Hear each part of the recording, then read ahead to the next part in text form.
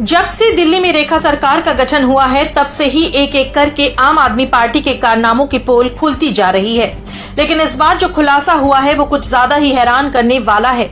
केजरीवाल की सरकार ने साल 2022 में दावा किया था कि दिल्ली विधानसभा में दीवार तोड़ने के बाद एक ऐसी जगह नजर आई जहां अंग्रेजों के जमाने में क्रांतिकारियों को फांसी के फंदे पर लटकाया जाता था। केजरीवाल सरकार ने विधानसभा में इस जगह को फांसी घर बताकर उसका उद्घाटन भी कर दिया, लेकिन अब दिल्ली विधानसभा अध्यक्ष ने तत्कालीन केजरीवाल सरकार के उन दावों को खारिज कर दिया है।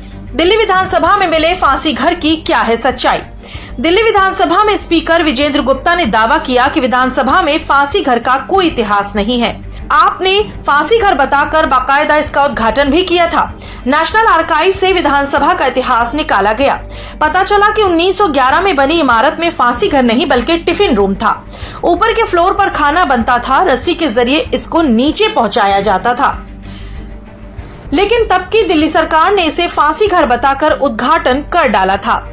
दिल्ली विधानसभा के तत्कालीन स्पीकर रामनिवास गोयल ने बताया था कि जहां फांसी घर मिला है वो इमारत 2 मंजिला है और उस दीवार को तोड़ने पर फांसी घर नजर आया। और अब बीजेपी आम आदमी पार्टी पर इतिहास से छेड़छाड़ करने का आरोप लगा रही है।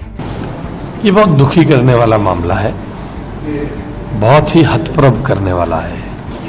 हमारी भावनाओं के साथ किस प्रकार का खिलवाड़ आम आदमी पार्टी करती है, किस प्रकार से हमारे शहीदों के नाम पर उनकी लीगेसी को अपने साथ जोड़कर उससे राजनीतिक फायदा लेने का जो प्रयास आम आदमी पार्टी करती है वो बहुत निंदनीय है।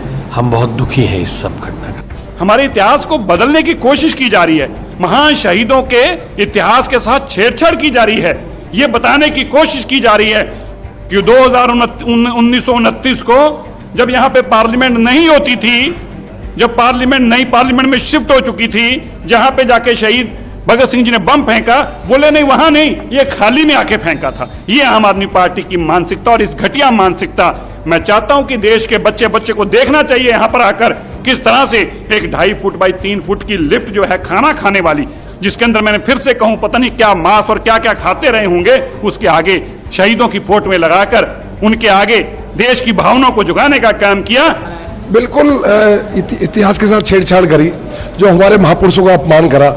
एक जो टिप्पर घर 2.5 बाई 3 का एक साफ था, लिफ्ट थी, उसको फांसी घर बता दिया और उसका उद्घाटन कर दिया, करोड़ों रुपए उस पर लगा दिए और कहीं ना कहीं भ्रष्टाचार किया। और इतिहास के साथ छेड़छाड़ करना इनकी पुरानी आदत है। ये वही लोग हैं जो हमेशा कभी सेना का अपमान करते हैं, कभी इतिहासकारों का अपमान करते हैं, कभी हमारी हिस्ट्री के साथ छेड़छाड़ करते हैं।